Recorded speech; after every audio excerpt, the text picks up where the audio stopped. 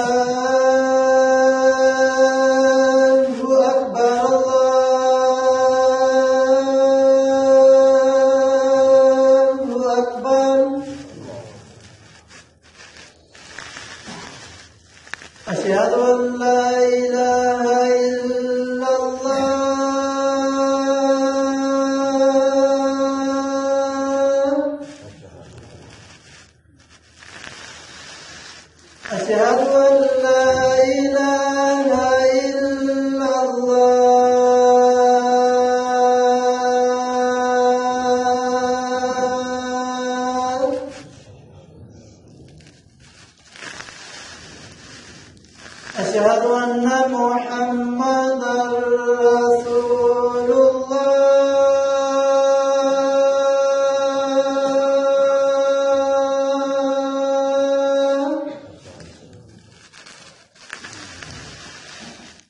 أشهد أن محمد رسول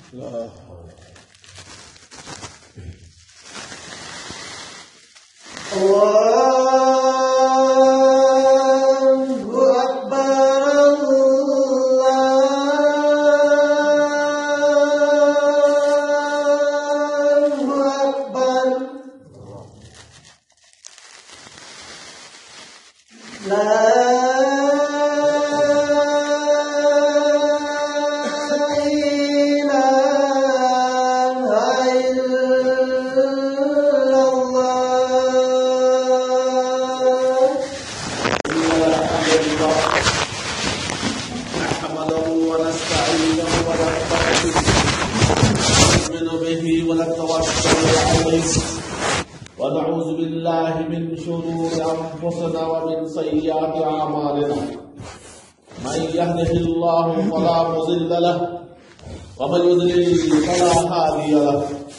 وأشهد أن لا إله إلا الله وأشهد أن محمدا عبده ورسوله وأرسله بالحق بشيرا ونذيرا. أما بعد، فإن خير الحديث كتاب الله وخير الهدي هدي محمد صلى الله عليه وسلم وشر الأمور محدثاتها وكل محدثة بدعة وكل بدعة ضلالة وكل ضلالة في النار. أعوذ بالله من الشيطان الرجيم. بسم الله الرحمن الرحيم. وَلَقَدْ أَوْحَيْنَا إِلَيْكَ وَإِلَى الَّذِينَ مِنْ قَبْلِكَ لَئِنْ أَشْرَكْتَ لَيَحْبَطَنَّ عَمَلُكَ وَلَتَكُونَنَّ مِنَ الْخَاسِرِينَ. मेरे दीनी भाइयों व हाज़िर जुमा, آج شرک جو انسان کرتا ہے، شرک کے نقصانات کیا، اس کے متعلق گفتگو کروں گا۔ میرے محترم بھائی، شرک کے معنی ہے کہ کسی دوسرے کو اپنے کام میں حصہ یا شریک کر لینا۔ جو کام آپ کا ہے، جو مشغلہ آپ کا ہے، فی عینہ بعینہ، اسی مشغلے میں، اسی کام میں کسی غیر کو آپ اپنے ساتھ شریک کر لیں۔ اسی طرح سے اللہ تعالی کی ربوبیت میں، اللہ تعالی کی الوہیت میں اور اسماء و صفات میں، اس میں سے کسی ایک میں بھی غیر اللہ کو شریک بنانا، اسی طرح اللہ تبارک و تعالی کو اکیلا معبود، مسجود، رزاق اور مالک، نافع نقصان پہنچانے والا اور متصرف، مشکل کشا، حاجت روا ماننا ہے۔ اور ان ساری چیزوں کو اگر اللہ کے علاوہ کسی غیر کے لیے آپ کرتے ہیں، کسی کو مشکل کشا سمجھتے ہیں، کسی دوسرے سے رزق طلب کرتے ہیں، کسی دوسرے سے جا کر اولاد طلب کرتے ہیں، کسی دوسرے کے یہاں جا کر صحت طلب کرتے ہیں، یہی ہے شرک۔ اور شرک گناہ کبیرہ میں سب سے بڑا گناہ ہے، بلکہ گناہوں میں اس سے بڑا کوئی گناہ ہے ہی نہیں۔ اور اس شرک کی مذمت میں قرآن کی آیاتیں بھر بار ہیں، احادیث رسول جا بجا موجود ہے۔ حضرت آدم علیہ السلام سے لے کر آخری نبی محمد صلی اللہ علیہ وسلم تک اس روئے زمین پر جتنے بھی انبیاء کرام اور رسول آئے، سارے کو یہی حکم دیا گیا تھا کہ صرف ایک اللہ کی عبادت کرو اور اپنی امتیوں کو بھی صرف ایک اللہ کا عبادت کا حکم دو۔ اور انہی عبادتوں میں غیر کو اگر شریک کر لیتے ہیں تو شرک ہے۔ اور محترم، اسی لیے اللہ تبارک و تعالی نے سورۃ الزمر میں آیت نمبر 65 میں فرماتا ہے کہ وَلَقَدْ أُوحِيَ إِلَيْكَ وَإِلَى الَّذِينَ مِن قَبْلِكَ لَئِنْ أَشْرَكْتَ لَيَحْبَطَنَّ عَمَلُكَ وَلَتَكُونَنَّ مِنَ الْمُشْرِكِينَ بَلِ اللَّهَ فَاعْبُدْ وَكُن مِّنَ الشَّاكِرِينَ۔ اللہ تعالیٰ یہاں کہہ رہا ہے نبی صلی اللہ علیہ وسلم کو مخاطب ہو کر کہ اے میرے نبی محمد صلی اللہ علیہ وسلم، تمہاری طرف اور ان پیغمبروں کی طرف جو تم سے پہلے من قبلک، جو تم سے پہلے گزر چکے ہیں، وہی بھیجی گئی تھی۔ یعنی اللہ کا فرمان ان کے اوپر گزرا تھا کیا؟ اگر تم شرک کرو گیا تو تمہارے اعمال کو برباد کر دیے جائیں گے اور تم ضیاءکاروں میں ہو جاؤ گے۔ بل اللہ، بلکہ صرف ایک اللہ کی عبادت کرو اور شکر گزار بندوں میں سے ہو جاؤ۔ دیکھیے اس آیت کو غور کیجیے، یہ آیت نبی اکرم صلی اللہ علیہ وسلم پر نازل ہوئی ہے، اور اللہ تعالیٰ کہہ رہا ہے نبی صلی اللہ علیہ وسلم کو اور نبی صلی اللہ علیہ وسلم سے پچھلے جتنے انبیاء گزرے سارے لوگوں کو، لئن اشرکتا، کہ نبی اگر تو نے بھی شرک کیا تو تمہارے بھی اعمال کو برباد کر دیا جائے۔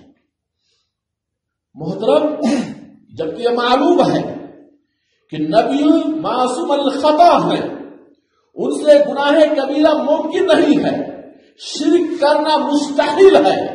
نبی کو بھیجنے کا مقصد ہی اللہ کا ہے، شرک سے روکنا اور ایک اللہ کی عبادت کی طرف دعوت دینا۔ اور نبی اکرم صلی اللہ علیہ وسلم مدینہ کی پوری زندگی میں صرف 10 سالوں تک خاص طور سے صرف ایک اللہ کی عبادت کی طرف بلاتے رہے، لا الہ الا اللہ کی دعوت دیتے رہے، 10 سال معمولی نہیں ہوتا، اور اس کے بعد صرف نماز فرض ہوئی تھی 10 نبوت میں، اور 13 سال گویا کہ 13 سال کی زندگی میں نبی صلی اللہ علیہ وسلم کا یہی دعوت تھا، اور یہی تو وجہ تھی جو آپ سے پیار کرتا تھا ابو لہب، کیوں اللہ کے رسول صلی اللہ علیہ وسلم کا سب سے بڑا دشمن ہو گیا؟ اللہ کے رسول صلی اللہ علیہ وسلم فرماتے کہ لا الہ الا اللہ کہو، اور جب تم لا الہ الا اللہ کہو گے تو کامیاب ہو جاؤ گے۔ لیکن مسئلہ کیا ہے؟ ہم لوگوں میں ہم لا الہ الا اللہ کا مطلب ہی نہیں سمجھتے ہیں زبان سے کہہ لو ہم مسلمان ہو گئے۔ محترم، میرے یہاں غیر مسلمین کافر جو 360 بتوں کی بات کرتے ہیں وہ بھی لا الہ الا اللہ پڑھتا ہے، اور آپ اپنی کمپنی میں آزمان جسے کہے وہ پڑھ دے گا، کیا وہ مسلمان ہو؟ ہر چیز نہیں۔ لا الہ الا اللہ کچھ شرائط ہے، کچھ ضوابط ہے، اس کے ساتھ عمل کریں گے تو وہ آپ کو گویا کہ آپ نے لا الہ کا حق ادا کیا۔ محترم، جب اللہ تبارک و تعالی نبی سے مخاطب ہو کر یہ کہہ سکتا ہے کہ اگر تم نے بھی شرک کیا تمہارے اعمال کو بھی برباد کر دیں گے، اور یہاں بھی اللہ تعالیٰ کا بل اللہ، یہاں بھی اللہ تعالیٰ اللہ مفعول کو پہلے لایا ہے، جس طرح سے ایاک نعبد و ایاک نستعین میں مفعول کو پہلے لا کر یہ مقصد ہے حصر کرنا کہ عبادت کے لائق اگر کوئی ذات ہے دنیا میں تو وہ اللہ کی ذات ہے، اللہ کے علاوہ کوئی بھی ذات دنیا میں نہیں ہے جس کی عبادت کی جائے۔ اسی لیے اللہ تعالیٰ یہاں بھی اللہ کو بعد میں آنا چاہیے بل اللہ میں، لیکن اللہ تعالیٰ مفعول کو مقدم کیا ہے، اس لیے کہ عبادت کے لائق اگر دنیا میں کوئی ہے اس امت کو بتانا مقصد ہے نبی صلی اللہ علیہ وسلم کے ذریعے وہ اللہ کی ذات ہے، اور اللہ کی ذات میں کسی کو شریک مت کرنا، اللہ کی ذات میں کسی کو شریک نہیں کرنا۔ پھر دوسری جگہ اللہ تبارک و تعالیٰ سورۃ النحل آیت نمبر 36 میں فرما رہا ہے کہ وَلَقَدْ بَعَثْنَا فِي كُلِّ أُمَّةٍ رَسُولًا أَنِ اعْبُدُوا اللَّهَ وَاجْتَنِبُوا الطَّاغُوتَ۔ آج کوئی آدمی بہانہ کر لیتا ہے کہ ہم کو اس چیز کی خبر نہیں تھی، یہ تھا وہ تھا، اسی لیے اللہ تبارک و تعالی نے ان بہانوں سے اس امت کو بچنے کی غرض سے ہر امت میں ہر جگہ رسول کو بھیجا۔ کہا اللہ تعالیٰ وَلَقَدْ بَعَثْنَا فِي كُلِّ أُمَّةٍ کہ میں البتہ تحقیق ہم نے ہر امت میں نبی اور رسول کو بنا کر بھیجا۔ کیوں؟ یہ پیغام دے کر رسول کو بھیجا کہ اعبدوا اللہ، کہ ایک اللہ کی عبادت کرو، واجتنبوا الطاغوت اور طاغوت سے پرہیز کرو۔ اب مسئلہ طاغوت کسے کہتے ہیں؟ طاغوت ہر وہ چیز جو اللہ کے علاوہ عبادت کی جائے وہ طاغوت ہے۔ شیطان کی عبادت کرتے ہیں، شیطان طاغوت ہے۔ آج پیر اولیاء اور قبروں کی عبادت کرتے ہیں، وہ سب طاغوت ہے۔ اور یہ اللہ تعالیٰ کا واجتنبوا الطاغوت، ان طاغوتوں سے بچو، نہیں اللہ کے علاوہ کسی غیر کی عبادت کرنے سے بچو۔ اور اس وضاحت کے بعد واضح مطلب ہے کہ سب سے بڑا گناہ کیا ہے؟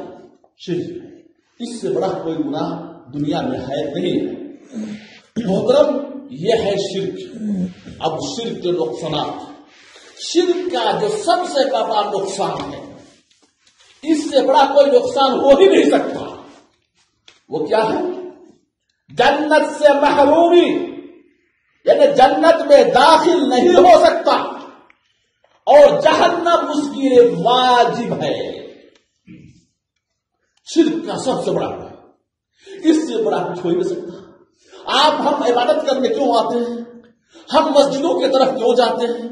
ہم حج کرنے کے لیے کیوں جاتے ہیں؟ ہم عمرہ کرنے کے لیے کیوں جاتے ہیں؟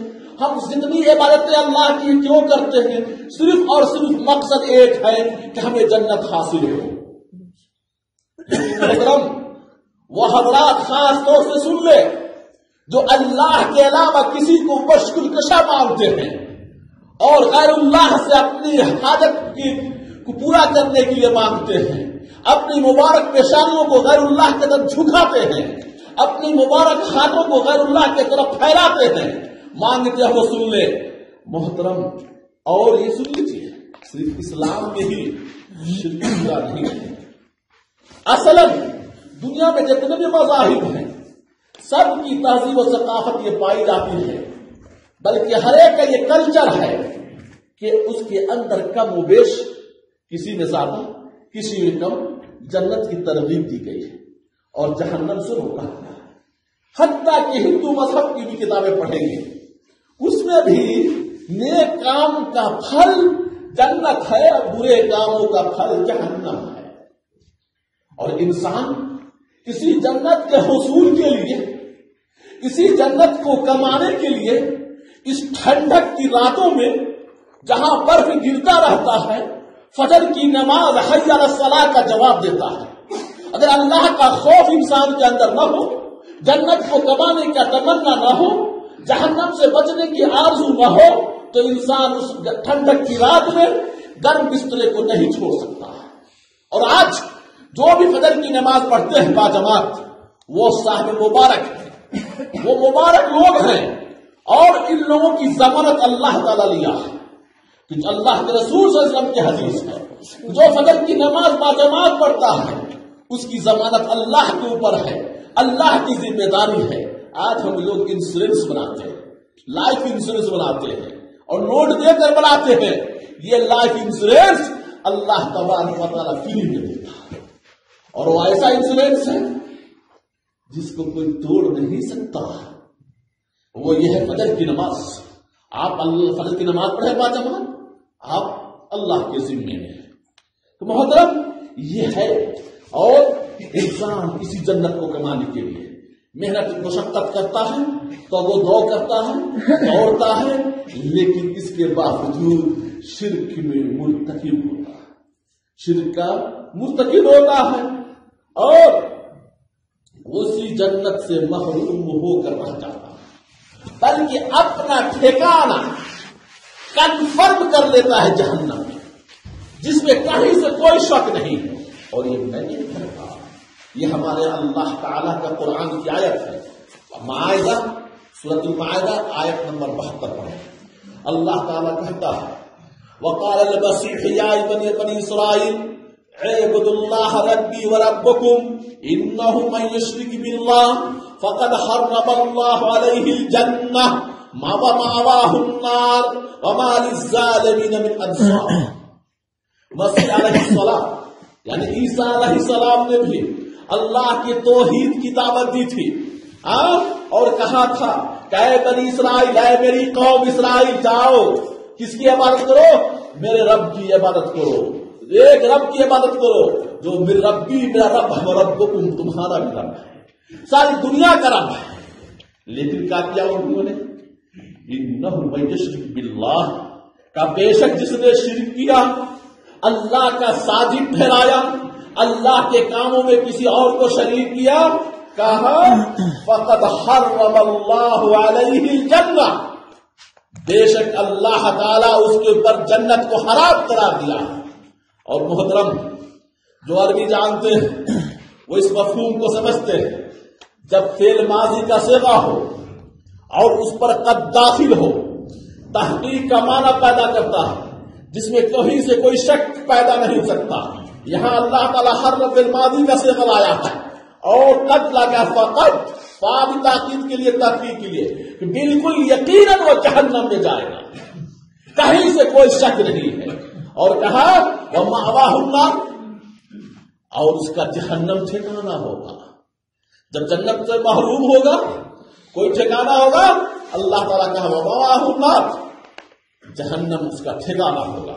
وما للظالمین من انصار، اور ظالموں کا کوئی مددگار نہیں۔ سب سے بڑا ظلم ہے شرک، اور اس کا کوئی مددگار نہیں ہوگا۔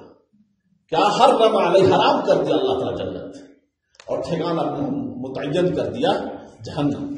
آئے دوسری جگہ اللہ تعالیٰ سورہ نساء میں آیت نمبر 168 169 میں فرماتا ہے کہ ان الذين كفروا وظلموا لم يكن الله ليغفر لهم ولا ليهديهم طريقا الا طريق جهنم خالدين فيها ابدا وكان ذلك على الله يسيرا. محترم، اللہ تعالیٰ یہ کہتا ہے کہ بے شک جن لوگوں نے کفر اور ظلم کیا، ظلم سے معلوم ہے کہ مراد ہے شرک، اللہ انہیں کبھی نہیں بخشے گا اور نہ ان کو سیدھی راہ دکھائے گا مگر دوزخ کی راہ جس میں وہ ہمیشہ ہمیشہ رہیں گے. جہنم میں داخل تو بہت سارے لوگ ہوں گے، مومن بھی ہوں گے جو گناہ کیے ہیں، گناہ کے عوض میں جہنم میں داخل ہوں گے، لیکن اللہ تبارک و تعالیٰ اپنی رحمت سے گناہوں کی سزا پا لینے کے بعد اس کو جنت میں داخل کرے گا، جہنم سے نکالے گا. لیکن یہ مشرکین کبھی بھی جہنم سے نہیں نکالے جائیں گے، کیونکہ اللہ تبارک و تعالیٰ کہہ رہا ہے خالدین فیہا ابدا، کہ وہ ہم اس میں ہمیشہ ہمیشہ رہیں گے، جہنم سے کبھی نکالے نہیں جا سکتے ہیں. اور یہ بھی خوش فہمی سے نکل جائے مشرکین جو شرک کرتے ہیں کہ جہنم میں داخل ہو کر جل جائیں گے اور راکھ ہو جائیں گے، نہیں جلنے دے گا اللہ تبارک و تعالیٰ، نہ آپ کو مرنے دے گا اللہ تبارک و تعالیٰ، بلکہ آپ کو ہمیشہ زندگی ملتی رہے گی. جب جب آپ کی چمڑی گوشت اور ہڈیاں جل جائے گی اللہ تعالیٰ دوبارہ پیدا کرتا جائے گا اور یہ سزا آپ کو جہنم میں ملتا رہے گا. اور جہنم کی آگ کی تپش کے لیے ایک ہی کافی ہے. آج دنیاوی آگ پر آپ انگلی 2 منٹ نہیں رکھ سکتے، جبکہ یہ 1% ہے. 69% اس سے زیادہ آگ کی تپش جہنم کی آگ کی تپش ہوگی. اس وقت کیا کریں گے محترم؟ یہ سب سے بڑا ہے کہ اللہ تبارک و تعالی ہمیں جہنم میں داخل کرے گا.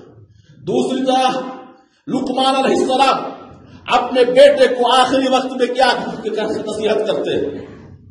دولت کی نصیحت نہیں کیا، پیسے کی نصیحت نہیں کیا، کہا یا بنیا لا تشرک باللہ، کہ میرے پیارے بچے، اے میرے پیارے بیٹے، اللہ کے ساتھ مت شرک کرنا. کیوں کہ ان شرک لظلم عظیم، بے شک شرک سب سے بڑا گناہ ہے. اور محترم ظلم کہا اور عظیم. اسی طرح اللہ کے رسول صلی اللہ علیہ وسلم کی حدیث ہے من لقی اللہ لا یشرک بہ شیئا دخلہ الجنہ ومن لقی یشرک بہ دخل النار، کہ جو جس شخص کی ملاقات اللہ وحدہ لا شریک سے اس حالت میں ہوئی کہ وہ کسی کو شرک نہیں کیا، اللہ کے ساتھ کسی کو شریک نہیں کیا، شرک کی بدبو سے گناہوں سے محفوظ رہا، اللہ تبارک و تعالی سے جنت میں داخل کرے. ومن لقیہ، اور جس نے ملاقات کیا یشرک بہ، اور اللہ کے ساتھ شریک کرتا تھا، اللہ کے کاموں کو دوسرے کے لیے پھیرتا تھا، داخل النار، جہنم میں داخل. محترم کام 2 طرح کے ہیں. ایک کام اللہ تبارک و تعالی ہم لوگ کے ذمہ دیا ہے، نمازیں پڑھنا، روزہ رکھنا، حج کرنا، زکوٰۃ ادا کرنا اور اس طرح کی جتنی عبادتیں ہیں، قسمیں کھانا، نظر و نیاز مانگنا، سب اللہ کے لیے، صرف اللہ کے لیے. اور ان عبادتوں میں آپ کسی کو ٹھوس دیتے ہیں، کسی کو گھسپیٹی کر دیتے ہیں، یہی شرک ہے، یہی شرک ہے. آپ کو اولاد نہیں ہو رہی ہے، آپ چلے جاتے ہیں بکرا لے کر غیر اللہ کے دربار میں. ارے دنیا کی کون ذات ہے جو چاہتا ہے کہ ہم مر جائیں؟ بڑا سے بڑا بلی بابا نہیں مر سکتا، نہیں چاہتا ہے کوئی کہ ہم مرے. یہ ولی اللہ جن کے پاس جاتے ہو قبر میں سوئے ہوئے ہیں، ان کی بھی چاہت تھی کہ ہم نہ مرے. وہ کیسے مر گئے؟ اپنی زندگی کو تو بچا نہیں سکے، ہمیں اولاد کہاں سے دے دیں گے؟ اگر وہ ہی ہوتا، ان کے ہاتھ میں طاقت ہوتی، زندگی کے لالے پڑ رہے تھے، اس وقت مر رہے تھے، وہ مرتے نہیں، زندہ رہ جاتے، ہمیشہ ہمیشہ کے لیے زندہ رہ جاتے. لیکن اللہ کا یہ ایک ایسا کاس ہے یا ایسا جام ہے موت کا، کسی کو نہیں بخش سکتا. اور محترم یہی نہیں، اللہ کے رسول صلی اللہ علیہ وسلم نے ایسے لوگوں کی جہنم میں ہمیشہ ہمیشہ کہا ہے. محترم معلوم کیا ہوا؟ شرک کا سب سے بڑا نقصان ہے وہ ہے جنت سے محرومی اور جہنم میں کنفرم سیٹ، کنفرم، جس میں کہیں سے کوئی شک نہیں۔ دوسرا نقصان ہے جس کو علامہ اقبال نے کہا ہے کہ عمل سے زندگی بنتی ہے جنت بھی جہنم بھی، یہ خاکی اپنی فطرت میں نہ نوری ہے نہ ناری ہے۔ مشرک کے سارے اعمال برباد ہو جائیں، شرک کرنے والے کا ایک بھی عمل نہیں۔ نبی اکرم صلی اللہ علیہ وسلم کی حدیث ہے، آپ صلی اللہ علیہ وسلم فرماتے ہیں کہ تم دنیا کے برابر نیک عمل کرو، اور دنیا کے برابر کے دو توضیح علماء نے کیا ہے۔ پہلا کہ اتنی عبادت کر لو، اتنی عبادت کر لو کہ زمین و آسمان کے بیچ میں وہ عبادت بھر جائے، جگہ جگہ۔ دوسرا علماء نے یہ توضیح کیا ہے کہ زمین اور آسمان کے وزن کے برابر اگر تم نیک عمل کر لیتے ہو، اس پہ ذرہ برابر شرک ہے، برائے نام شرک ہے۔ اور ذرہ کہتے ہیں سورج کی روشنی جب پھوسوں کے گھر میں آتا ہے، لمبی سی روشنی ہے، اس میں آپ اس روشنی میں دیکھیں گے نہیں ہنسا اڑتا، اس کو کہتے ہیں ذرہ۔ اس ذرہ برابر نے آپ کو شرک کیا ہے، آپ کے سارے اعمال رائگاں ہو جائیں گے۔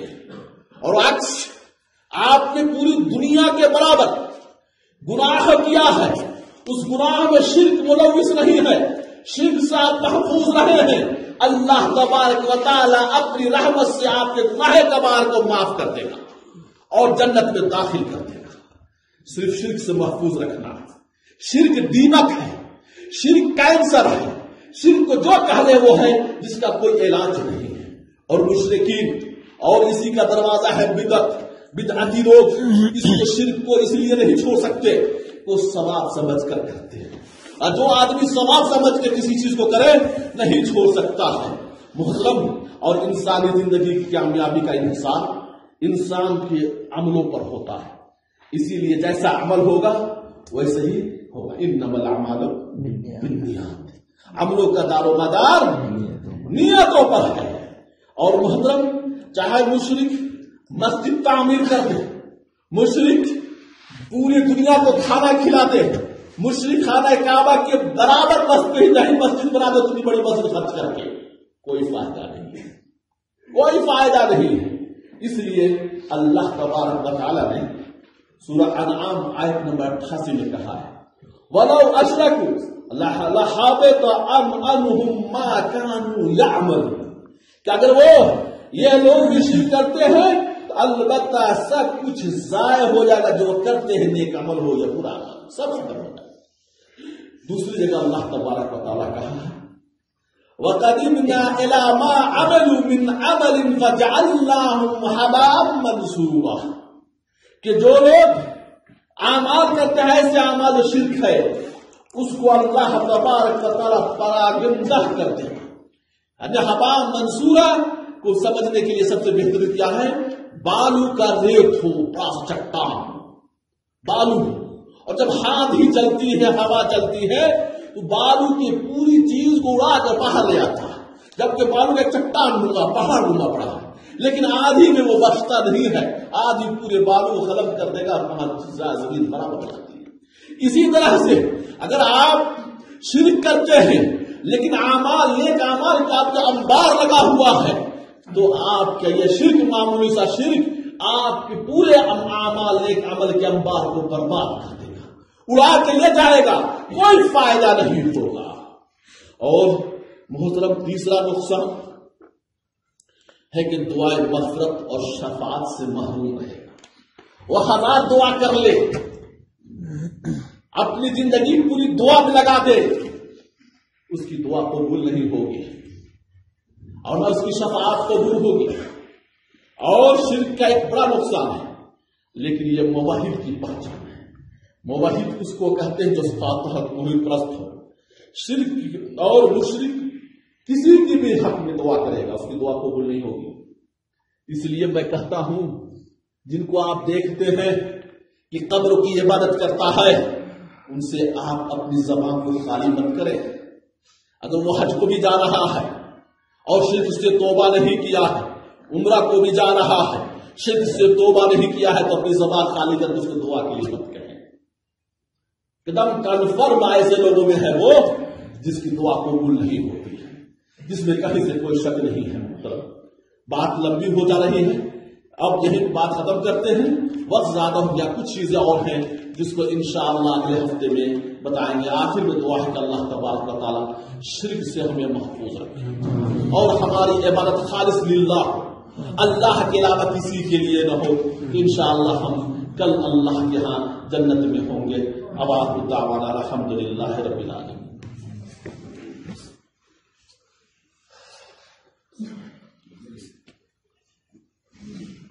إن الحمد لله نحمده ونستعينه ونستغفره ونعوذ بالله من شرور أنفسنا ومن سيئات أعمالنا.